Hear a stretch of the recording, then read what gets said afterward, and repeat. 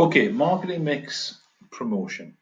Notice it says advertising there. So I'm going to narrow this presentation down a little bit, but do be careful because promotion contains more than just advertising. And this is what we've taught you in lessons and it's in your revision guide.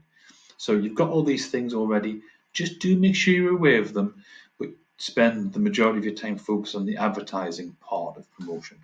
Okay, remember advertising and promotion, and they're regulated.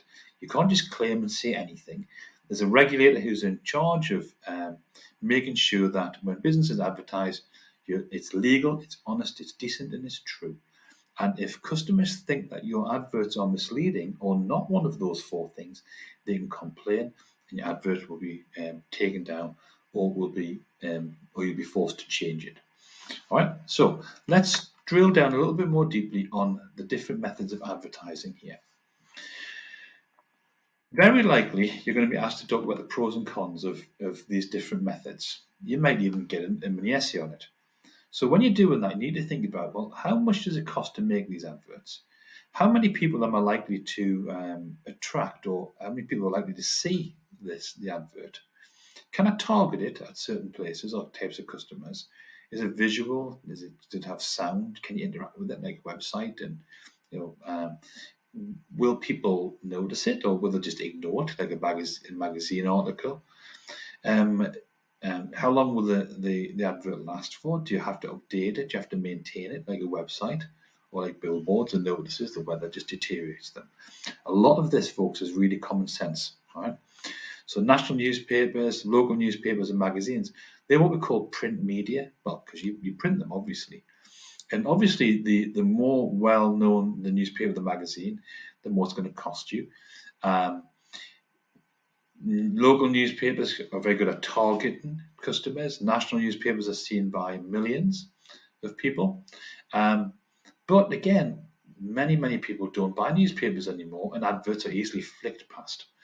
Magazines are fantastic for targeting, as I mentioned there. You can have big, colourful spreads in the magazine. If you're selling computer games or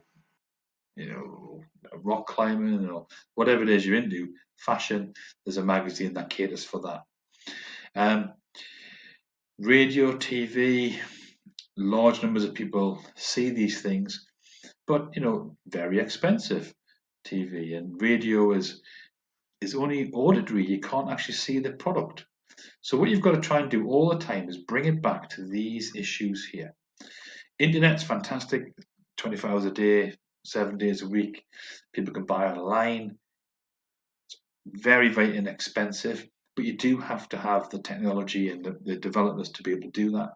Social media is amazing, super cheap, but you can't buy on it. You can click a link that takes you to your website and then customers can buy. And if you're going to have a social media account, you need to make sure that people are going to manage it.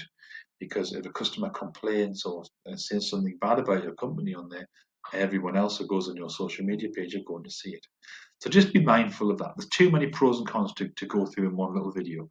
The key thing I'm going to leave you with, though, is remember to think carefully about the business that's in the case study. Okay, the secret letter, by the way, for this video is L.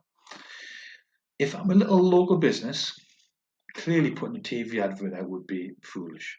A, I wouldn't have the money. B, why would I advertise across a whole country when I've got a little restaurant in the town? Nobody from the majority of the country is going to come to my little restaurant. But a TV advert might be a really good idea for a national business like Pizza Hut, and that might make sense. So, again, maybe the local business puts an advert out in the local newspaper. Pizza Hut might do a national newspaper. The small business might only have a social media page. The big business might have both. So just exercise kind of common sense when it comes to weighing up and evaluating advertising. Good stuff, guys.